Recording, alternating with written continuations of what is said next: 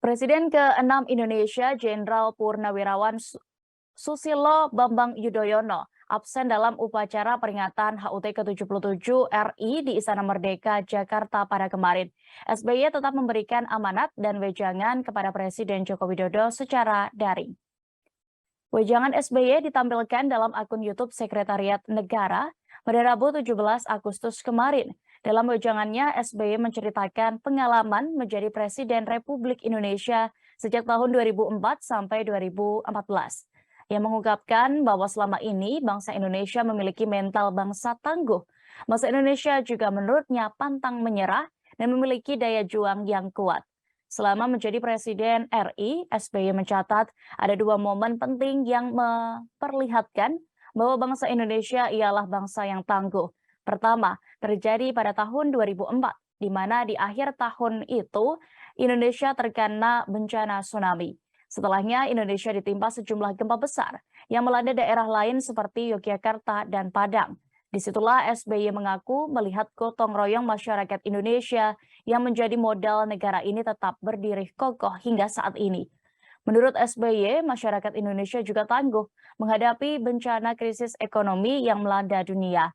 Indonesia pernah melewati ancaman krisis global yang berlangsung dari 2008 hingga 2009 yang sempat merontokkan hampir semua negara. Sebagai informasi, Ketua Bapilu Partai Demokrat Andi Arief menjelaskan SBY absen di HUT ke-77 RI karena tengah melawat ke Malaysia. SBY juga memiliki agenda lain, yakni mendampingi klub voli besutannya Bogor Lavani yang akan melakukan uji tanding kontra tim negeri jiran tersebut. Sementara itu, Ketua Umum Partai Demokrat Agus Harimurti Yudhoyono atau AHY juga berhalangan hadir karena masih dalam masa pemulihan setelah terkena DBD. Berikut Tribuners keterangan dari Presiden RI ke-6 Susilo Bambang Yudhoyono selengkapnya. Sejak era kemerdekaan hingga sekarang ini adalah bangsa yang tangguh, pantang menyerah, dan memiliki daya juang yang kuat. Ada dua pengalaman yang ingin saya bagikan. Pertama adalah kebersamaan dan ketangguhan kita dalam menghadapi bencana tsunami akhir 2004, bencana terdahsyat di dunia di awal abad 21, serta bencana-bencana lain seperti gempa Jogja dan gempa Padang yang skalanya besar. Sebagai presiden tentu saya menjalankan kepemimpinan dan manajemen krisis. Saya mencatat kebersamaan dan kerja keras kita dulu sungguh luar biasa besarnya. Akhirnya, alhamdulillah, bencana bisa kita atasi dan semua daerah yang terkena bencana bisa kita bangun kembali.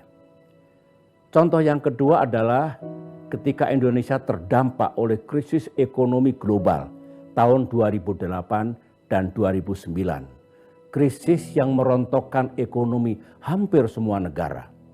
Lagi-lagi kita tidak panik, tidak kehilangan semangat dan kehilangan akal, dan tidak menyalahkan keadaan.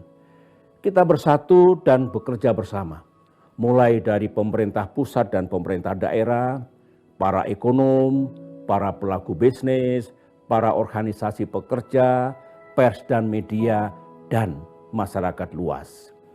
Itulah kebersamaan kita, persatuan kita, dan daya juang yang kita tunjukkan dulu. Terima kasih sudah nonton. Jangan lupa like, subscribe, dan share ya.